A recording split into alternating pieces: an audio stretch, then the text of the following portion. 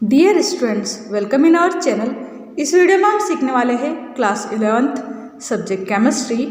यहाँ पर ये जो वीडियो हमारा है वो रिवीजन पर्पस से है, यानी कि इसमें हम कुछ इम्पोर्टेंट टॉपिक्स डिस्कस करेंगे जो कि आपके एग्ज़ाम के लिए इम्पोर्टेंट रहेंगे। तो आइए सीखते हैं। यहाँ पर हमारा फर्स्ट टॉपिक है ओवरलैपिंग। तो ओवरलैपिंग क्या होती है? जब भी टू एटम्स आपस में पास में आते हैं, जैसे सपोज ये एक एटम है और दूसरा ये एटम है, ये दोनों एटम्स जब आपस में पास में आते हैं तो ये आपस में यहाँ पर बॉन्डिंग करते हैं और एक नए मॉलिक्यूल का फॉर्मेशन करते हैं। तो जब ये पास में आते हैं तो एक दूसरे के ऊपर इनके जो ऑर्बिटल है ना वो ओवरलैप करते हैं। ठीक है, तो यहाँ पर ये जो ओवरलैपिंग है ये डिफरेंट टाइप्स की होती है। कौन कौन से टाइप्स की होती है वो हम यहाँ पर देखेंगे। जैसे कि यहाँ पर एक जनरल टाइप बताया है कि positive overlapping, negative overlapping and third होती है जीरो ओवरलैपिंग। ठीक है, थर्ड कौन सी है? Zero overlapping. अब इनको हम समझते हैं कि क्या होती है। जो पॉजिटिव ओवरलैपिंग होती है ना, इसमें क्या होता है, सेम टाइप के जो लोब्स है, जैसे कि यहाँ पर जो पीजेड का प्लस वाला लोब है ये दूसरे वाले पीजेड के प्लस वाले लोब से ओवरलैप करता है। यानी कि अगर प्लस प्लस के बीच में ओवरलैपिंग होगी तो उसे हम कहेंगे पॉजिटिव ओवरलैपिंग।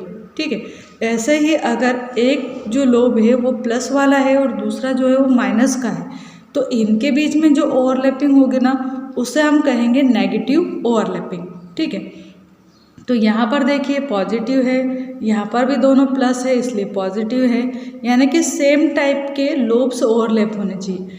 यहाँ पर देखिए पॉजिटिव है, नीचे नेगेटिव है, तो ये भी क्या है, पॉजिटिव टाइप की ओवरलैपिंग है। जबकि यहाँ पर देखें अगर अपन और यहाँ पर तो एक प्लस वाला यहाँ पर ऑर्बिटल है और दूसरा यहाँ पर माइनस वाला ये लोब है इस ऑर्बिटल का।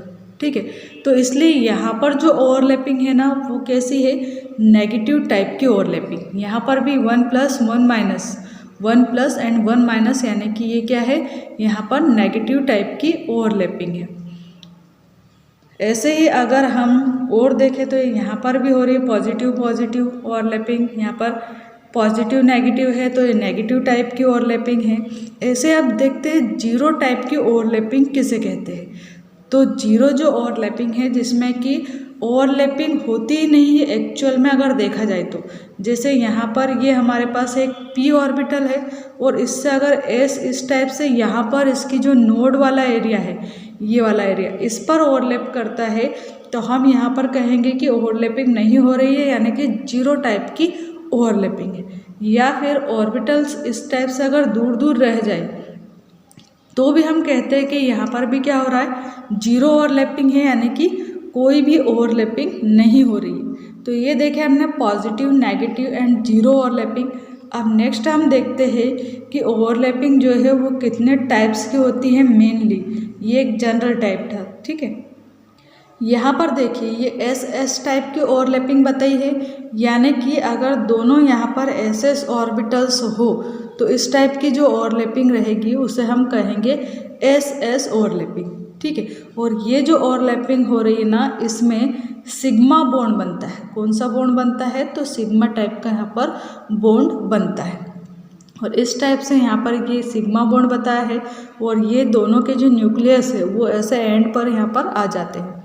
तो ये जो ओवरलैपिंग हमने देखी वो क्या है, यहाँ पर एस ओवरलैपिंग, यानी कि जब दो s ऑर्बिटल्स आपस में ओवरलैप करते हैं तो इस टाइप की जो ओवरलैपिंग रहेगी वो रहेगी एस टाइप की ओवरलैपिंग। ऐसे अगर हम s और p की ओवरलैपिंग देखें, यानी कि एक जो ऑर्बिटल रहेगा वो यहाँ पर s ऑर्बिटल रहेगा और दूसरा जो रहेगा वो यहाँ पर p ऑर्बिटल रहेगा। जब ये दोनों ही ऑर्बिटल्स आपस में ओवरलैप करेंगे जैसे कि यहाँ पर कर रहे हैं तो इस टाइप की जो ओवरलैपिंग रहेगी ना उसे हम कहेंगे sp ओवरलैपिंग। ठीक है, और इसमें फिर इस टाइप का लास्ट में यहाँ पर एक लोब बन जाएगा। अब नेक्स्ट देखते हैं हम pp ओवरलैपिंग। जो pp ओवरलैपिंग है वो किस टाइप की होती है? तो अगर दोनों ही यहाँ पर p टाइप के ऑर्बिटल्स हो, जैसे ये एक px है और ये भी px है, तो इन दोनों के बीच की जो ओवरलैपिंग है वो क्या कहलाएगी, यहाँ पर पी ओवरलैपिंग। और जब पी टाइप की ओवरलैपिंग होती है तो यहाँ पर अगर ये इस टाइप से एक्सिस से ओवरलैप करते हैं, यानी कि केवल इनके अगर एक एक एंड यहाँ पर ओवरलैप कर रहे हैं, तो इस टाइप की जो ओवरलैपिंग है ना, इसमें हमेशा सिग्मा बॉन्ड बनेगा। और अगर ये जो ओवरलैपिंग हो रही है इसको हम नाम दें यहाँ पर, तो नाम क्या है इसका, कोएक्सियल या फिर एंड टू एंड या हेड टू हेड ओवरलैपिंग इसे कहा गया है।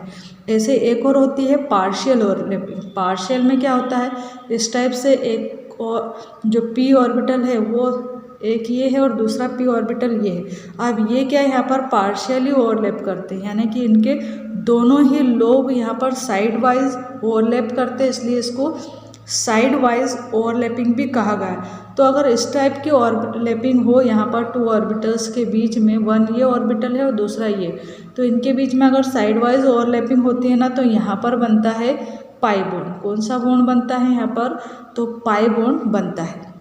जबकि अगर पी और पी ऑर्बिटल्स यहाँ पर ऐसे कोएक्सियली ओवरलैप हो, यानी कि केवल उनके हेड इस टाइप से एक ही लोब अगर ओवरलैप होते हैं, तो यहाँ पर जो बॉन्ड बनता है उसे हम कहेंगे सिग्मा बॉन्ड। ठीक है, तो ये देखा हमने ओवरलैपिंग। अब नेक्स्ट देखते हैं हम यहाँ पर, नेक्स्ट टॉपिक है यहाँ पर हमारा सिस्टम। तो सिस्टम क्या होता है, एनी आइसोलेटेड और रियल और imaginary part of universe chosen for thermodynamic study is called system. System क्या है, एक आइसोलेटेड ऐसा सिस्टम है जो कि या तो रियल हो सकता है या फिर इमेजिनरी हो सकता है। ठीक है, और इसको हम क्यों आइसोलेट करते हैं, तो इसको हम थर्मोडायनेमिक्स की स्टडी के लिए इसको आइसोलेट करते हैं।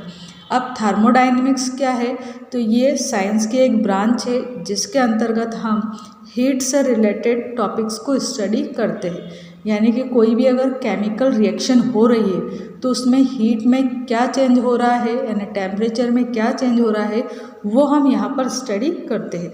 तो आगे हम देखते हैं कि सिस्टम कितने टाइप्स के होते हैं, तो वहाँ पर आपको और अच्छे से ये जो सिस्टम है इसकी डेफिनेशन आपको अच्छे से क्लियर हो जाएगी।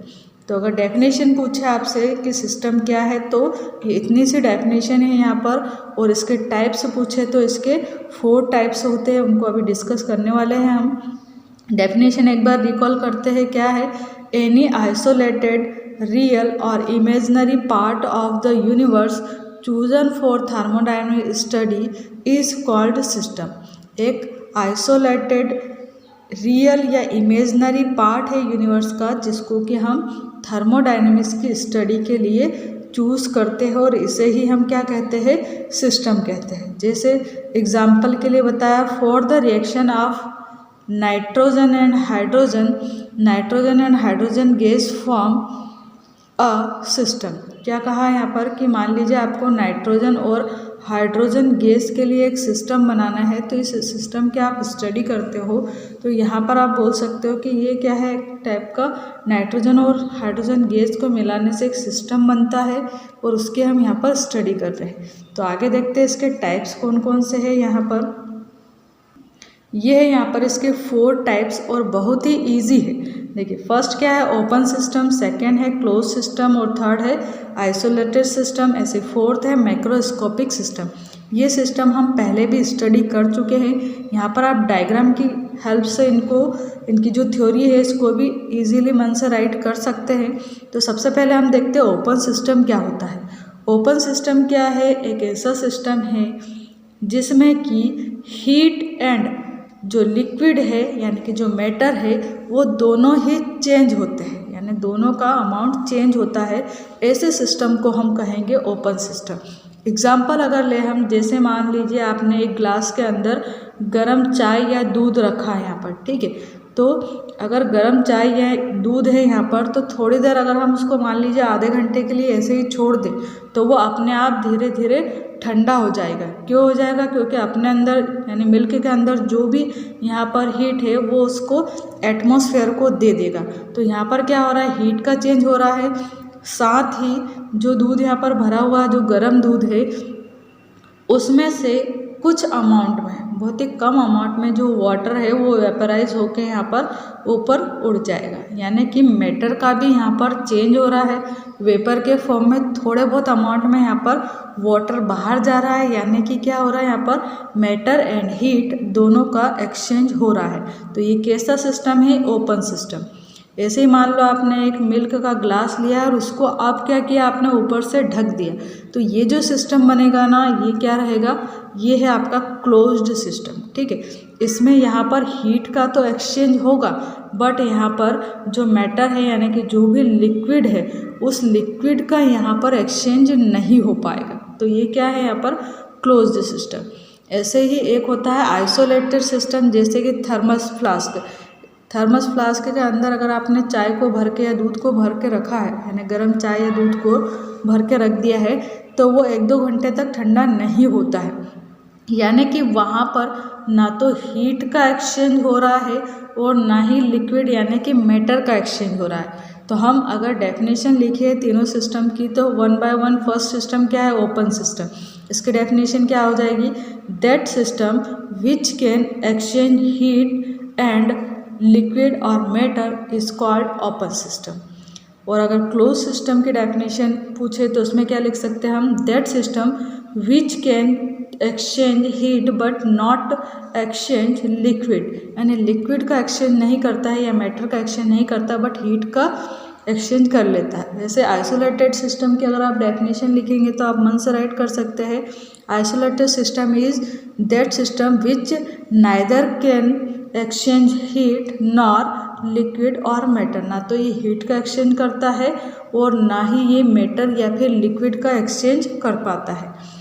ऐसे अगर देखें हम मैक्रोस्कोपिक सिस्टम, तो मैक्रोस्कोपिक सिस्टम क्या है, a system formed by assemble of large number of molecules, radicals, atoms is called macroscopic system. In other word it consist of matter in bulk. ऐसा सिस्टम जिसमें कि बहुत ज़्यादा अमाउंट में atoms या फिर मॉलिक्यूल्स प्रेजेंट हो, तो इस टाइप का जो सिस्टम रहेगा उसे हम कहेंगे यहाँ पर मैक्रोस्कोपिक सिस्टम। तो ये थे हमारे यहाँ पर 3 टाइप के सिस्टम्स। नेक्स्ट टॉपिक है यहाँ पर हमारा टाइप्स ऑफ रेडॉक्स रिएक्शन, यानी रेडॉक्स रिएक्शन के कितने टाइप्स होते हैं। तो रेडॉक्स रिएक्शन जो है वो यहाँ पर डिफरेंट टाइप्स की होती है। फर्स्ट है यहाँ पर कॉम्बिनेशन रिएक्शन।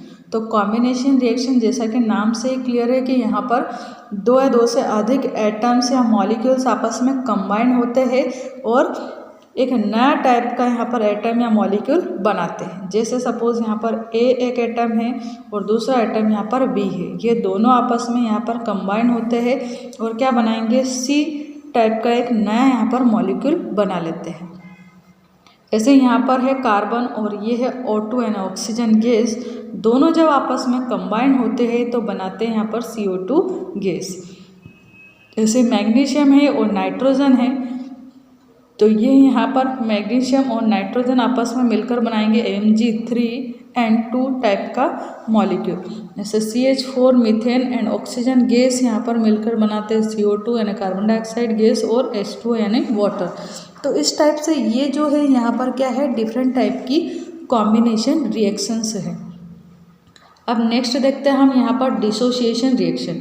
तो डिसोसिएशन रिएक्शन क्या है, ये जो रिएक्शन है वो कॉम्बिनेशन रिएक्शन की जस्ट अपोजिट होती है। कॉम्बिनेशन में जहाँ पर 2 या 2 से अधिक एटम या मॉलिक्यूल्स आपस में कंबाइन होते हैं और यहाँ पर क्या होता है कि एक जो बड़ा मॉलिक्यूल होता है वो 2 या 2 से अधिक छोटे मॉलिक्यूल्स में डिसोशिएट हो जाता है।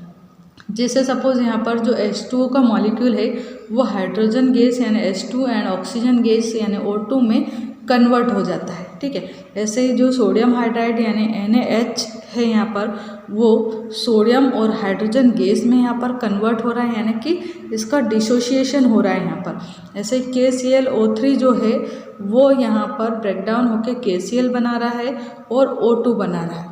अब ये जो रिएक्शंस है ना, इनमें ऑक्सीडेशन और रिडक्शन दोनों साथ साथ होता है, इसलिए इनको हम बोलते हैं रेडॉक्स रिएक्शन। जो ये कॉम्बिनेशन रिएक्शन हमने देखी, इसमें भी ऑक्सीडेशन और रिडक्शन दोनों साथ में हो रहा था, इसलिए इसको भी हम रेडॉक्स रिएक्शन कहते हैं। ये जो हम पढ़ रहे हो रेडॉक्स रिएक्शन के ही टाइप्स हैं। अब नेक्स्ट है यहाँ पर डिस्प्लेसमेंट रिएक्शन। तो डिस्प्लेसमेंट रिएक्शन क्या है?